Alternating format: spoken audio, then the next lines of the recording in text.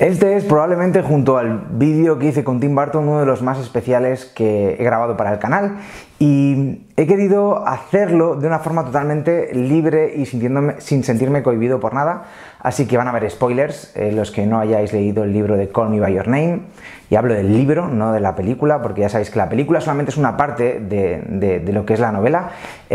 Bueno, pues aquí vamos a hablar de todo de una forma muy transparente. Call Me By Your Name es probablemente uno de los libros que más me ha hecho emocionarme leyéndolo, tanto es así que incluso me planteé no seguir leyéndolo de lo mal que lo estaba pasando y de lo muy reflejado que me sentía en alguna de las conversaciones que había en el libro. Así que para mí es un completo honor tener en el canal a André Aciman, al autor del libro, y poder conversar directamente como lector, pues ya sabéis que yo periodista no soy, como lector, hablando con el autor de uno de los libros que más me ha fascinado de toda mi vida, puedo decirlo así. Sentaros, relajaros, pillad algo de comida y empezamos.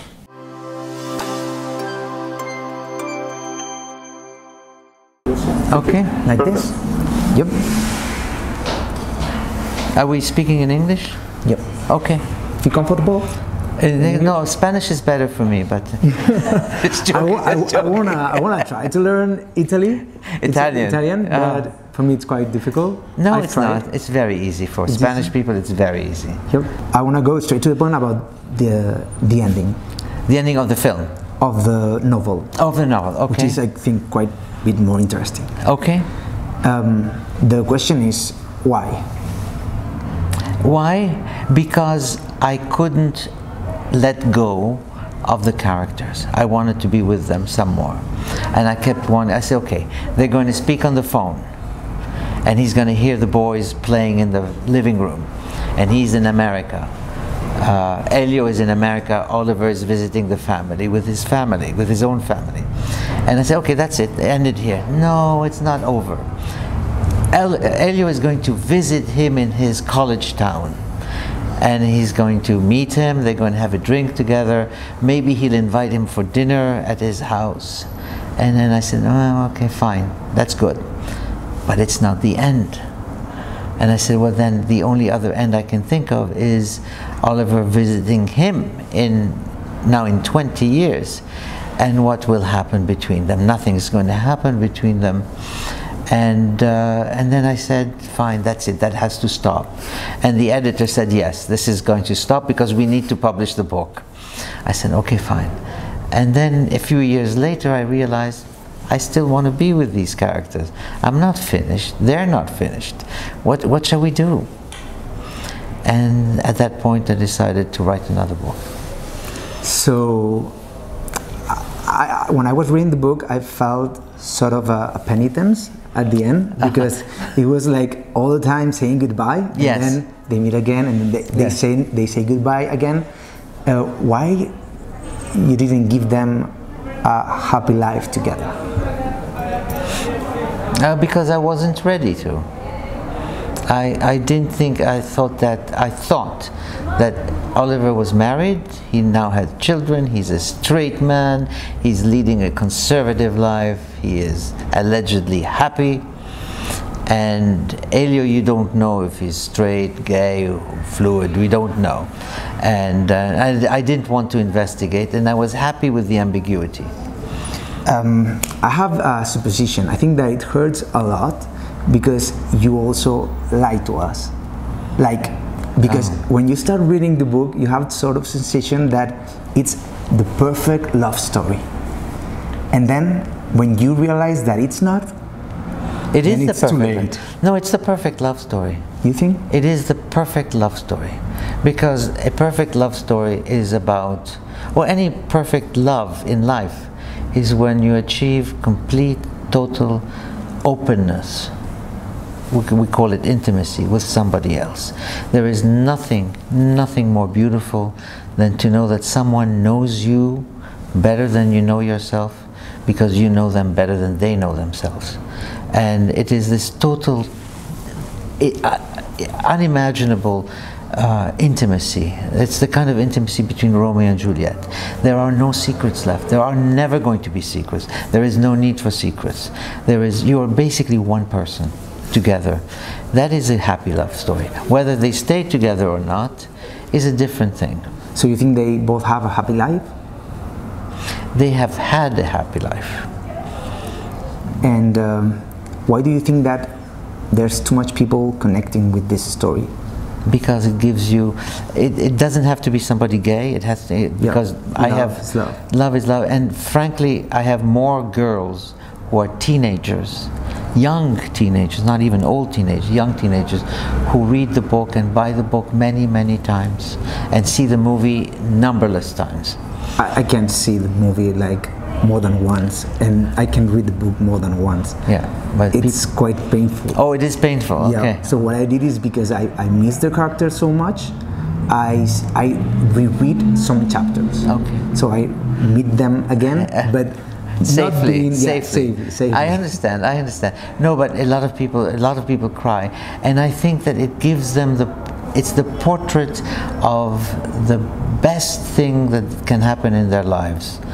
And at the same time, the heavy price that you pay for that, because you may never find it again. Yep.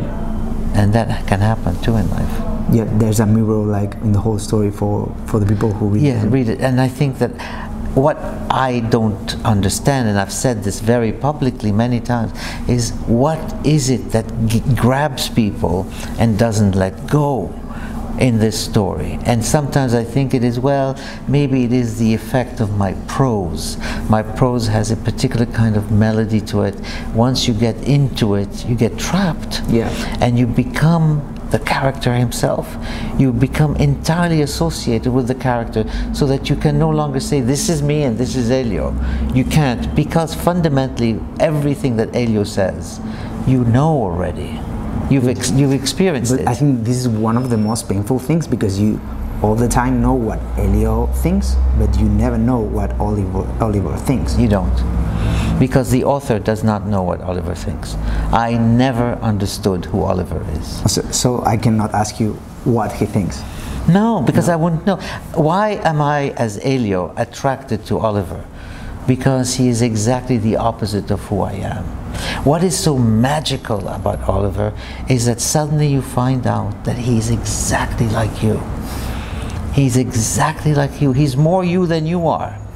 So this is the miracle of the story. So fundamentally, you thought this was a totally different kind of being, and you didn't understand him. He won't understand you because he's totally different. And you find out that he was watching you all along.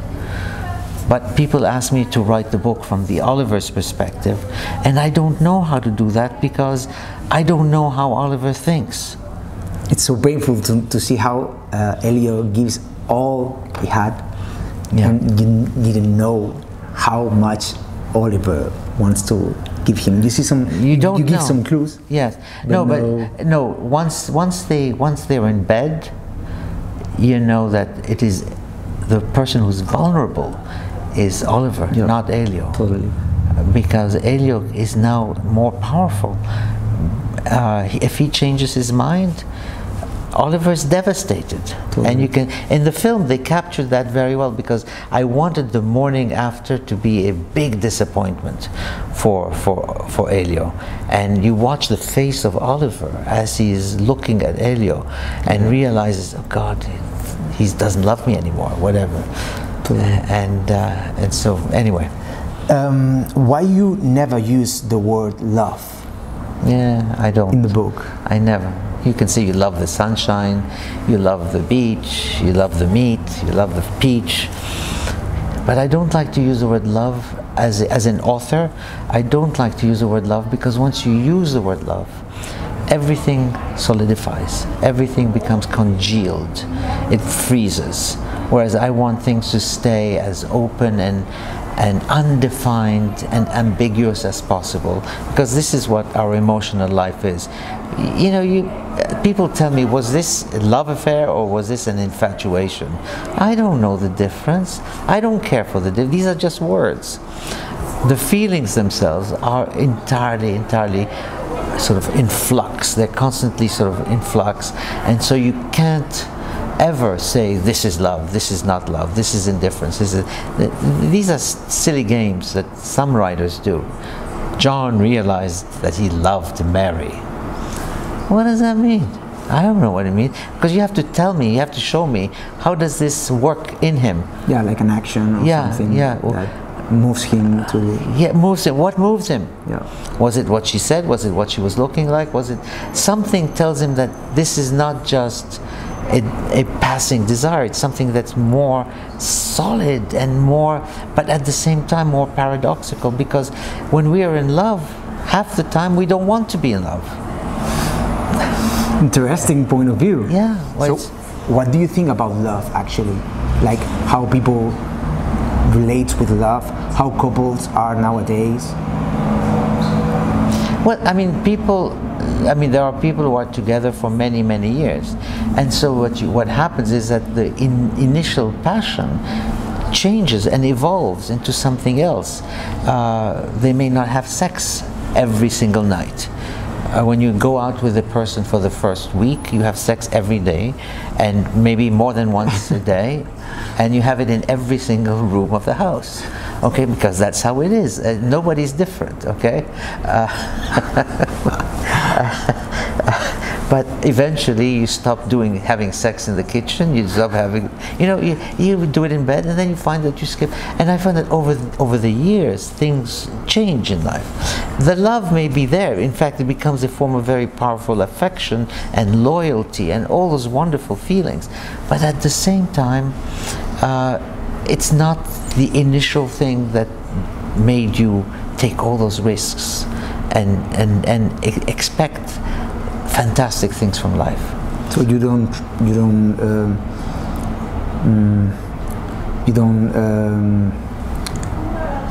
agree with everlasting love? Like you don't believe in everlasting love? I do think that you have everlasting love for your mother, for example. Yeah. No, I'm just joking. I'm just joking. No, you can have everlasting love, but it's no longer what initially moved you. It evolves. Yeah, it evolves. Everything changes. But a lot of people see therapists as couples not because they have stopped loving each other, but because they find that their relationship has stopped evolving into something better and bigger. It can't. It can only be what it is. Mm-hmm. And but people don't accept that. So what do? They get divorced and they get into another relationship, and the same thing happens again. This is why maybe you didn't want them to end up together? I didn't want them to fight about what kind of towels to buy, what kind of sheets to have on the bed. People fight about those things. Yeah. What kind of plates, what are we going to offer the guests for dinner? It's always more attractive what you don't have, so maybe you wanted to keep it like this. I wanted to keep it like this. It was easier to keep it like this. But I don't know what's going to happen. I do know what's going to happen, but I'm not going to tell you. What was it? This is a question from a subscriber. Sure. He said, what was it from Elio and Oliver that brought you back to develop the epilogue into a new novel? Because I thought it wasn't finished. I needed some more clarity. I wanted to be with them as an author. I wanted to be with them. I wanted them to see what the possibilities are, to examine the possible without taking a position, without telling the reader what's going to happen. So, are you up to change or give more details on this new novel about how they end up their lives? No. No? Because I still don't know. I may not be finished. So maybe we have a third book? Who knows? Who knows? Who knows? Who knows? I mean, there are many parts of The Godfather. Godfather 1, 2, 3, Rocky 1, 2, 3, 4, 5, 6, 7. From the perspective of where you went and where you're going, I think that we're going to have like more books probably. No. And I'm super happy about that. No, you don't want. You want to move on. I want to do other things also. Okay. And I don't know if it's possible, but the next book, it's called Find Me. Find Me. Find Me. Can you tell me how the book starts? Like a little short easy. Introduction about. This is absolutely it's meaningless. It starts with the father who's taking a train to go give a talk in Rome, and he's going to also meet his son because he meets Elio every 6 to 8 weeks. He travels to Rome to be with him. Yep. And they have their own little rituals that they do. They go to visit this, they go to visit that. They go to the Protestant cemetery, which I love to go to in Rome. It's a lovely cemetery. And so on. And that's what he's expecting. And he gets on the train and he meets someone on the train. Interesting. And it changes, I think it will change his life. A good beginning then. Yeah, I think. And why did you choose Find Me as a title for this book? Because I think I will give you an answer that's vague intentionally, because if you look back, you're young, so you still don't maybe not have it, but when you take stock of your life, there's always somebody who's shouting across the ocean saying to you, find me, find me. How beautiful is that? I'm waiting for you, find me. Oh. So, okay.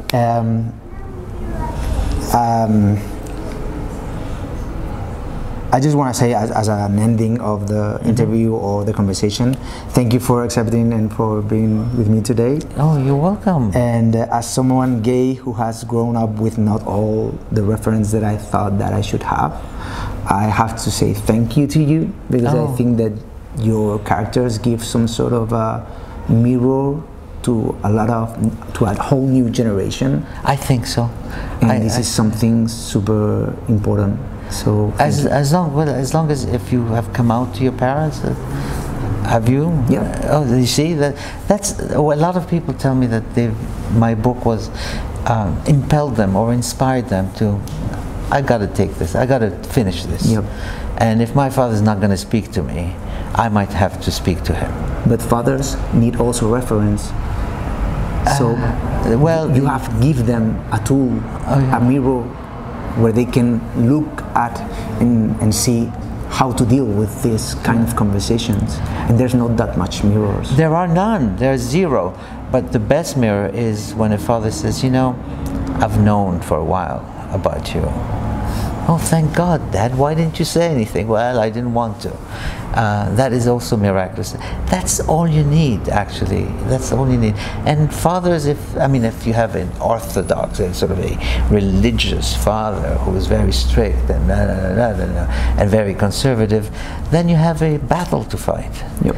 But eventually, a father who does not accept their son. I spoke to a Syrian man who basically was a Syrian refugee, but before he left Syria, he told his father he was gay, and the father kicked him out of the house. There's a lot of people. This happens more than. I know it's not episodic. Like. It's not episodic. But what kind of a father are you? Yeah. You're more interested in you than you love your son. Yep. Then you were never a parent for me.